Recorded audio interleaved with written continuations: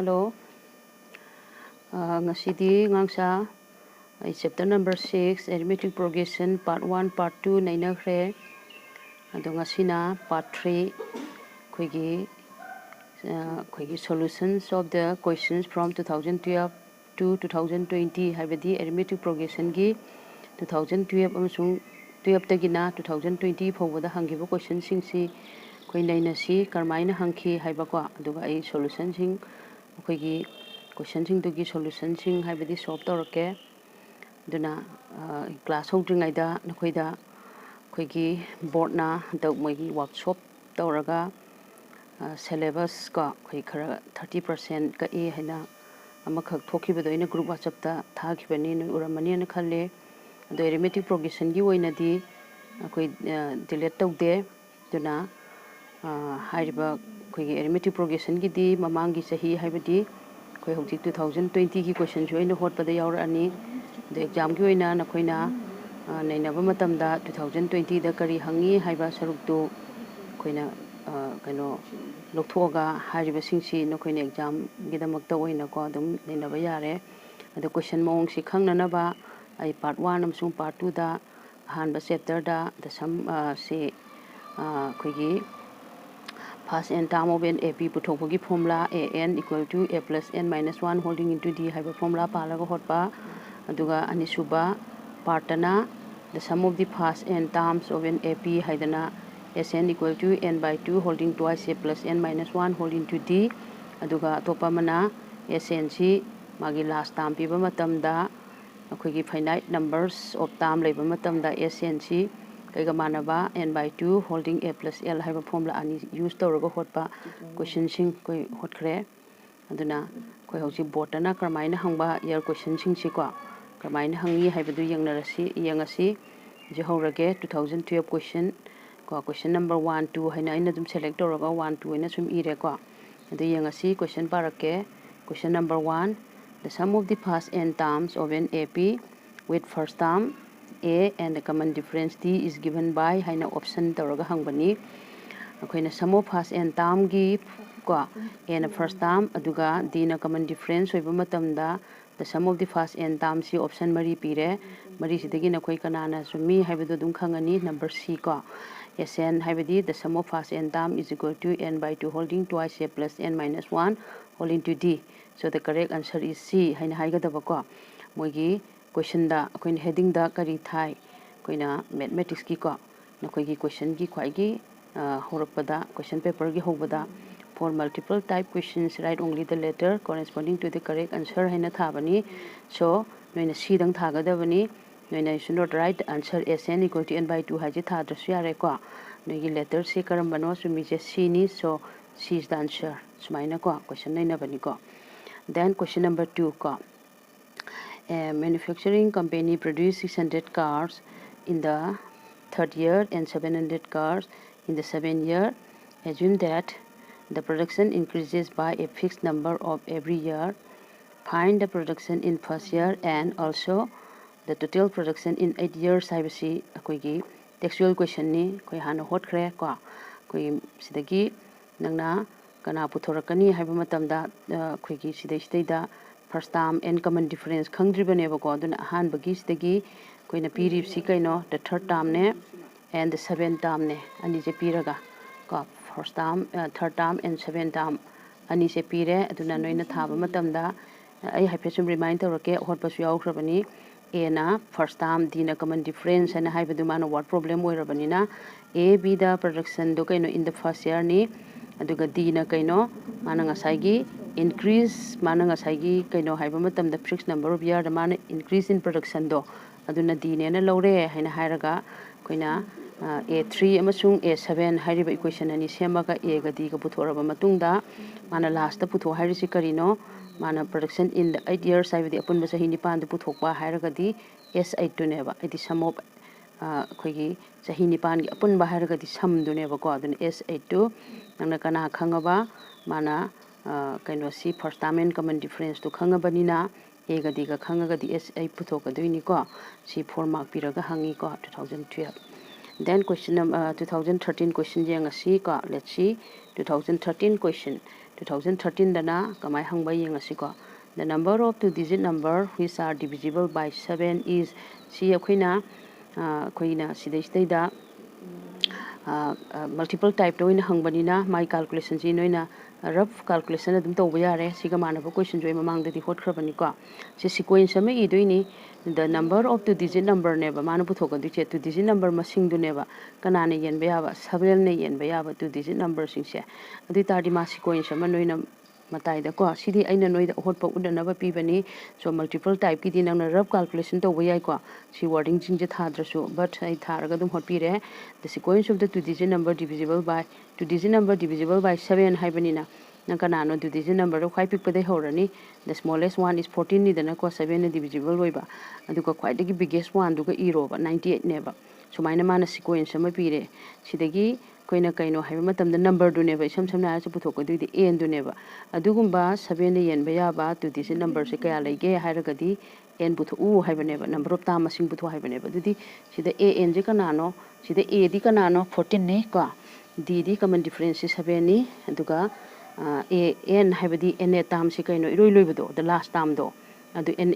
a n oi do ne ba adu 98 ne ba ko adu 98 equal to a n equal to a plus n minus 1 whole into d is the use to re and the solve to re n je kai tare si solve to du di no yengo 13 tare ba du di out of the three option degi here also c is correct so answer is c smaina hot pa ko then question number 2 kamai hangi yang asi ko khra samna dum holake question jam banina matam changni ko find the common difference of the ap whose nth term is thrice n minus 1 haiba si joina mamang da tak pa da yaure but adum holake ko aduna common difference putho haibani mai se ko nth term na si weraga dudi common difference puthok pa sa nang ni kon kon si chu 1 mark khaktani nang na step kon bagi common difference haiba si sida an pirabani na si nth term haibadi an du ne ba ko adudi nang na an plus 1 next leba term do adu kana no haidu putho ne ba aduga ani dugi subtract tor pu phone do sigi mamangi sigi an na si ni aduga si saruk si utra su yai ba only 1 mark ni na ko si utra su yai but koina si khatang utpa yai ko 1 mark ni na an plus 1 direct ko an plus 1 haibadi T3 ni in place of n da kana chinjan gani n plus 1 chinjalani aduga haibadi si kaino haiba matam da an plus 1 haibadi thrice n plus 1 haibadu ne baduna si kaino haiba matam da sida photo khreba 3 holding n plus 1 minus 2 du ne ba 3 holding n plus 1 minus 2 si solve tor matung da thrice n plus 1 lai re haina koi sida hot khreba n di 3n minus 2 ne ba si solve tor matung da 3 and 10 cancel tor ga kai dare 2 plus 1 di 3 phange da na ko so the common difference is 3 ne ba mai common difference kya no hang bane ba ko ene tam na si oi batar ga di common difference kana no haira ga di nang na an plus 1 ju puthok badar gar oi haiba ani du gi difference to adu do kai oi ge bu common difference to ne ba si constant do ne ba ko haidi common difference haiba di thangna ba tamani gi difference to ni dana habi di matung da leiba tam da gi hek mamang da leiba tam du gi difference to habi definition da sumana constant or difference to ko na common difference ko wi haina so hai ki dana ko smain to kanda so only one mang ngak na khaktani na sigi saruk sidang ula sudum ya ai noi khangna mamang su hol le ko then let's see 2013 gi question number what ko number 3 question da hai se if a be the first term and d be the common difference of an ap then show that the nth term is an equal to a plus n minus 1 whole into d number 2 piraga phangba ko 2 mark aduna si se koina koi gi karmai holi haibdu si explain tor roi mamang gi dai ut khre no edum hang to yango ko haibdi an equal to a plus n minus 1 whole into d karmai tar ai haibdu ni ko 2 mark piraga hange question masak si khangjelo then 2014 question ko yang si then 2014 da define an arithmetic progression ko arithmetic progression define to haibani 1 mark noi khangani mamang da definition pi gre ko hairoi ko arithmetic progression haibadi karino haido ko definition adum yengo and then question number 2 the nth term of the sequence say n square plus 3 ne nth time se nth term na si oi bataragadi is the sequence and ap sequence to ap oi bra hangba ko si koina ringo to question si samana bada kitang lai thok laisin hangba ko adu ap oi bra yenge haita di nth term pi taragadi nth term do koina kaine na let tore an hairani then an plus 1 putho ani ko haidi n plus n mafam da in place of n da koina what is to be substitute n plus 1 haibado sinjalaga solve toraga si phangeba haibdi si a plus b whole square pa laini ko a square plus twice a b haibado the 2 1 2 n plus b square haibdi 1 square is 1 idana n square plus twice n plus 3 plus 1 got 4 idana ko and then thangna tamani n plus 1 dagi n minus toraseba subtract to matam da hoje koina twice n plus 1 phangeba si constant oibra oide si kari gumba difference ne kari gumba constant oiba taragadi akoina kari oineba ap ne haiduineba do sigi matang sidadi sida variable yauksale n jauraga leire it is not constant natre so the given sequence is not an ap haigaduineba ko ap oibagi so koi mamang da hotkidana ko aduna constant si oidaba maramna constant haibidi se n jauriba se yaudraba only si n je yaudabida constant 2 ni khangde 3 ni khangde -2 ni khangde sumaina taramba taragadi akoina kari ni harakani ap ni haigadabane ko given sequence to but here it is a variable yauraga laire that means it is not constant that is why the given sequence is not an ap sumaina conclusion p gadaba okay then number 3 third question da kamai hangi yangasi find the sum of the first 25 terms of the AP the pire 20 17 14 11 si ma descending order lai ko dot lai re ma last to p3 ko adui taragadi ina kari hai ki noida sidai the first 25 and haibanina si mana 25 terms lui ida bane ko lui ida bada number of terms sing p basidai da altogether how many terms here 25 haibane ba sidagi hobasina magi horen 25 suba term hogda lai gadaba do adugi apun ba sambu to u haibane ba adudi sida kana pire first term pire 20 ni common difference di 17 minus 20 ko si minus 3 phange adudi the sum of the first 25 as it is represented by s25 harakane basida here n is 25 neba sumaina n piba matam dadi noina adum n by 2 holding twice a plus n minus 1 in place of n da what is to be substitute 25 minus 1 whole into common difference is minus 3 ko this is solve torani 25 by 2 to support board mass palani ko to 20 is a 40 later then here see 24 25 minus 1 got 24 into minus 3 the here selai record minus see plus will change to minus sign then got 72 then see subtract oraga minus 32 phange so my toga simplify toga minus 400 never seeing a saigi the first tagina up to 25th term hogi sum do hogi got here minus 400 hai sineba so mina go and then let's see 2015 question yangasi 2015 da karmai hangi haibase amugi yangasi question parage koina karmai na hangi hai matam da the 6th term 6th and 17th term of an APR 21 and 54 respectively ka the first term is haibane first term putho haibane sidai the first term haibani common difference putho hairasu ko adum yai and sidai da koina anima khangde first term and common difference khangde se piri se kanano the 6th and 17th term duneba taruk suba amasung 33 subada leiba term sing duneba respectively 21 and this the first term duni haiba hype solution masa am holani ko nangna let a be the first term d be the fine and haram this calculation short only multiple ni so noi rab adum noi hajiwa mong dhot pa yai adoi khara samna noi da dum explain tauge aduna sidai da leiri se mana 6 term haibadi a6 se kanano 21 duneba a6 haibadi a plus 6 minus 1 whole into d haiduineba dudi a plus 6 minus 1 di got 5d natra 21 equation number 1 ikha samme ko smaina noi da sambi niom ju tai ni ko and then pura kok no hot padiya roina calculation masam di noi rough calculation right margin hot pang di darkar hoi duine ba si se natra aduna next time a plus mana 17 hairagadi n minus 1 do horen 17 minus 1 got 16d do na mu 54 ne ba equation ani phange and the equation number 2 dagi 1 subtract tore ko a mangre the 16 dagi 5 minus 30 got 11d laire sine 54 di 21 minus 30 subtract 33 phange so d se kai tare 33 by 11 di 3 phange then from 1 have the equation number 1 da the value of d se substitute tore ko si tore kan si da khoina we got a equal to 6 and is minus phang duine ba okay si ni ko calculation man calculation ni so minus just after say finish the calculation and then you can choose the correct answer where is 6 is at a that is why the correct answer is a so you have to write only the letter a ka at your answer to the a dang thamne bas maina okay and then next question ka let me read out the next question of 2015 If A be the first term and D be the common difference of an AP, so that the nth term is given by an equal to A plus n minus 1 whole into D. Mamang do hungry than a qua. And the C queen Karmai Pangi, have the Mamangi first day in a Heidi AP hand benimita qua first part attack Hibaduni, number any period hanging 2 marks, okay? And then question number 3, Kamai hang a C, yang a C, Kamai hang yang a C. How many terms of an AP number of terms to Hibani? AP to Dikanano 1, 6, 11, 16 must be taken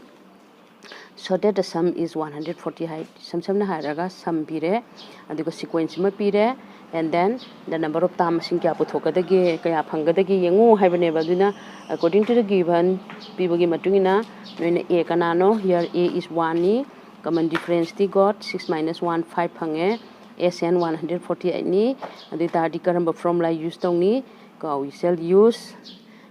Sn equal to n by 2 holding twice a plus n minus 1 whole into d hariduda magi sanaba values in use to rasi sinjalasi Sn gi mafamda 148 sinjalle n by 2 laire n solve to doini 2 into 1 n minus 1 whole into 5 smain trokanda 5n minus 5 ko si laire si 5n square minus 3 laire si tamani makse Some Tamen Kalaji some Tango 296, some the transport story minus 296 equal to 0. Shakoina Karama Makagi question no. We got this as the quadratic question Pangeko. Quadratic question among the Tokribaduni, quadratic question Amakamai solved the Visi common shape factor Leramadi, common factor look Tokadavani, but here Koi common oidre. Adu targati si koina splitting middle term ko aprinaragana 5 into 296 ko Purinaraga yengo and minus lairabanina subtract or 3 pangba kamaina middle term the break or kani smina break or equa no yadum hot pazi yangaga kangna try toro and this mina 40 ga 37 ga laire here minus sign laire so the 40 is greater ni to the greater numbers ina will take minus then the smaller 37 will be plus ko unlike sign will be subtracted sign will be taken from the greater number haibaduni ko and this is minor break dore and then common loraganda factorize dore minor ko factorize dore minor si mong the laire sidagi akoina phangadu n gi value se therefore either n minus 8 na 0 oiba aduga 5n plus 37 na 0 oiba haibani from here n je kai phange minus I chom da thang to khragadi chain step ama noi da khangni haidana id quadratic question da zero koina ta khrabanina sima khangani haidana tawbani just after finish this noi na therefore either hana sipan gadabani either kanano n minus 8 na 0 oiba ma or ko 5n minus 37 na 0 oiba ma haibadu dagi sitara ineba therefore n equal to minus I chom tangadi 8 tare aduga sidagi na n je kai lairaba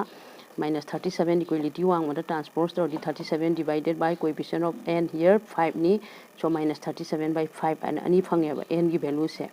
ado n haibasi kanano number of term ne number of term sibu akoina fraction oiba yabra negative oiba yabra term masing dabu minus adu leire natragana fraction oiba si yade dana ko haibadi term masing da term tangkhai ani tangkhai haiba leite dana haibadi ene mamang da su haikre ko number of term se see cannot be fraction and negative it should be natural number mas natural number oigadaba neba akhoi ge definition of ap gi definition da so haigidana n do natural number neba for all n belongs to small letter n belongs to capital letter n haibadi serom natural number yaugada bani haibadi number of term haibasi natural number oigada bani haibo ko ado sidai da minus 37 by 5 haibasi natural number oibra no natural number noi khangidana ID mapum starting from 1 day we do never go 1 dagina up to adu mapum oi basing do fraction na ta vai never go and negative su ya de dana aduna ma si not natural number ni natural number na tre aduna hence the required number of terms han bagi h oirani haiba ado number of term pu thokpa matam da akoina double answer oiba yaba mamang du yaw gibodo hadi ani phangba yaba matam leiko adu khoi mamang da takibaduni ko habji sidadi naina roi ko ani phangba ya bagi oi thokpa lai haibagi matang du su mamang gi class phakalaga yengo sini koina number of term puthok se quadratic question pa then let's see 2016 question yenga si the number of multiples of 7 between 100 and 300 ka 100 amasung 300 ki marak laiba number of multiples si kya no haiba number of term masing haiba neba number of multiples between 100 and 300 ka koina wakhal kitang khan gada bani se aduna multiples between 100 haibani na nang kanagi multiples 7 gi didi 7 gi ja tawrani haidi 100 ki just hek chokhat padu kana oi gada ge haiba matam da ko si khoi thiraga yengadoini ko di dadi si 1 mark khaktani nang na simba si maron myam je tharudra ka sunang hyper rap sumba ama ithoni sequence ama 105 ko in between 100 haibani na 100 ke matung leba 7 gi multiple se 105 neba haibadi khwaidi pikpado 105 oidoi neba in between 100 and 300 harabani na sidadi ko masai mamang du yaw khredana multiples of 7 between haibado haidebi that multiples of 7 the 2 digit number and how many 2 digit number which is divisible by 7 and amasu tawkidana ko 2 digit number haibra sijina multiples of kanano 100 amasung 300 haibaneba aduna 105 te horaneba then khara irasi ko taidi 7 plus tawraka thi doineba and khwaidagi chauba haibadi 300 tagi ko 300 tagi di pikpa khwaidagi chauba adu kana warani 294 sidi koina 7 gi multiple tawra thi gadabani ko sumaina sequence ama khangeba sidai da mana number of time masing khangbra khangdi si akoina rap ibani masing kaya no loi thiraga yengbasu ya du mata mangi dana ko mayam oirakaduini na ko adugi damakta neba koina sequence akoi ap palo hola ise number of time sam na sida putho hai se kaino hai taraga di mana se putho hai se en du neba number of time masing kya lega dege dugumba number of time masing kya lega dege hai baneba adu tar di mana a khange common difference khange iroi loibe se kai kawi koina an oirakaneba si se ko si an du neba adudi using an equal to a plus n minus 1 whole into d do use tawreba ko an je chinjalle a 105 chinjalle n minus 1 whole into d laire after solving got 28 phange si solve tawba si di explain tawdra sinoi khangani dana ko aduna 28 si karai de yaure b de yaure so the correct answer is b ina sumaina okay gandai ko then question number 2 find the sum of the first and natural odd number habaneba the first and natural odd number habadi magi sequence se kana wai gadage haiba matam da mana first and natural habadi amadagin n bhaw habani number of time masing n oidoine ba duita di magi sequence to mai tho oseba the sequence of the odd natural number habani ko first at odd natural number first and odd natural number aduna odd haragadi 1 3 5 dot up to n bhaw le neba which is an ap neba ko and here a kanano d kanano khange koina ji puthokadu se sum duni sum gi direct formula pala se bu n du di number of time di man n natural ha mean n du dum n oire ko and sn equal to n by 2 holding twice a plus n minus 1 whole into d ni and n by 2 ko aduna 2 into a di 1 ni se solve tawre n minus 1 whole into common difference 2 ni odd haragadi differ by 2 oibani na okay just after solving ma n square phange haiba ko n square phange ba aduna si akoina n square hai si oireba the solving tawra kan da si lere ko aduna si sina first n odd natural number haibani sigi matang sidai da odd haida bida first n natural number haiba ko aduna first n natural number hairaga chu sap maneba n holding n minus 1 holding divided by 2 haina oibani ha adumain tawdana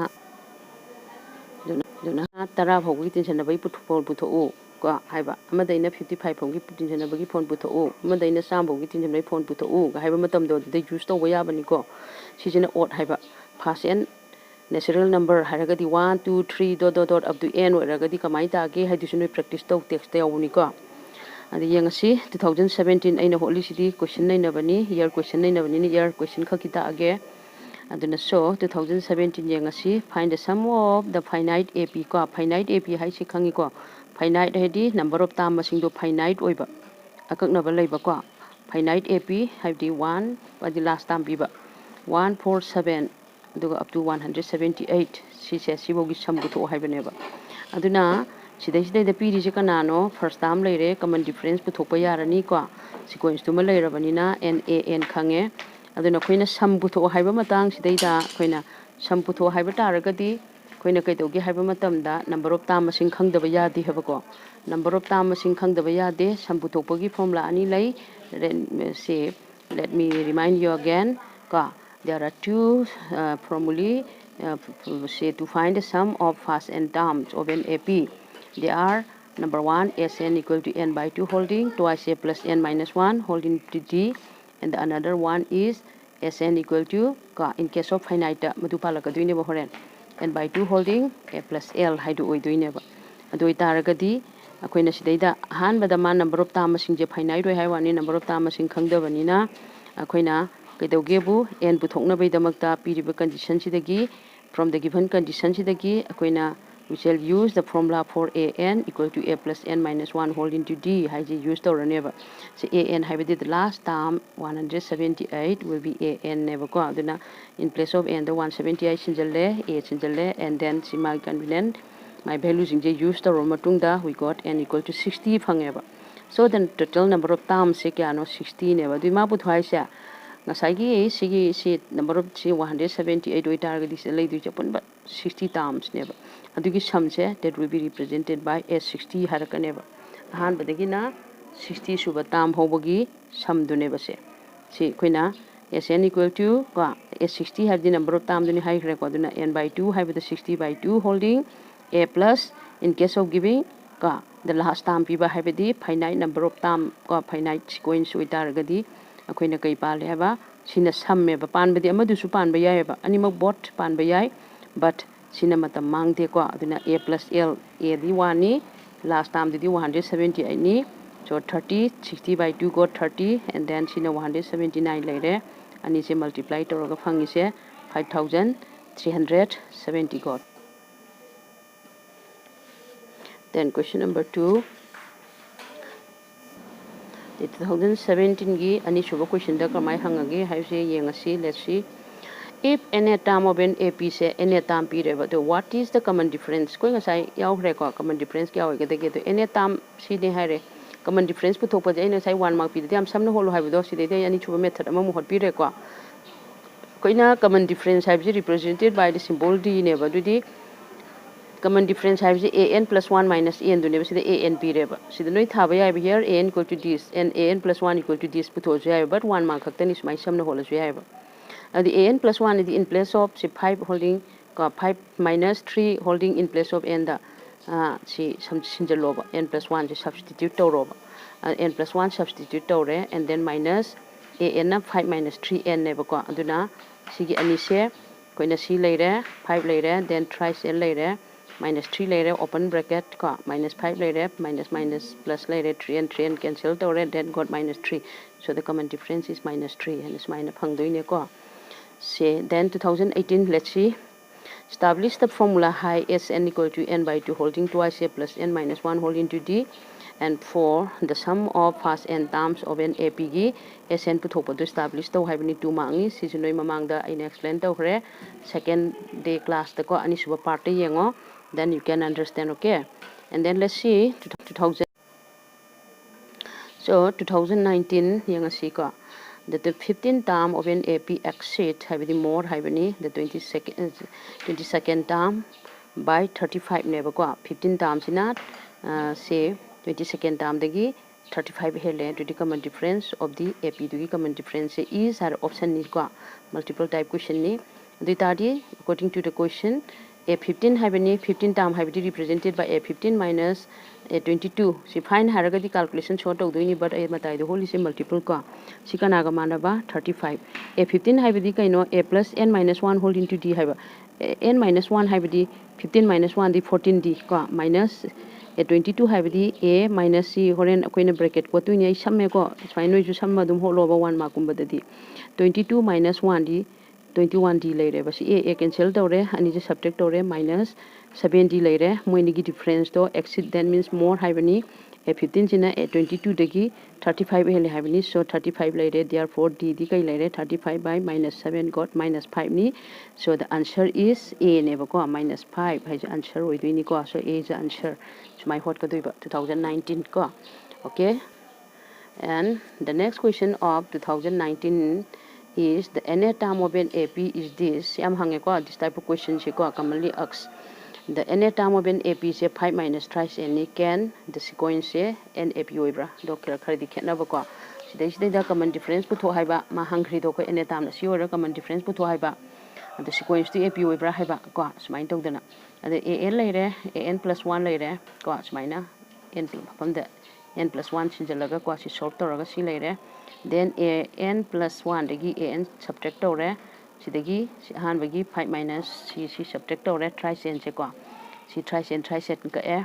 adu got minus 3 phange adu it is constant eng sa hai gib do mamang da ma ta khibadu da hot khibadu da koi gi constant oi da ba n yauraga variable yoksalaga lei daraga di ma ap nati haiduine ba adu sida di here got minus 3 ka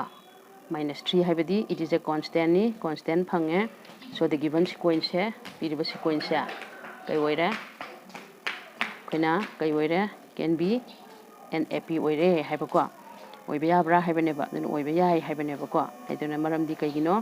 mana constant difference phangba gine ba okay and then number 3 da koina si hangi ko si se koina linear equation ga or alaga hangbani ko 4 mark piraga noi dum year question dum yengo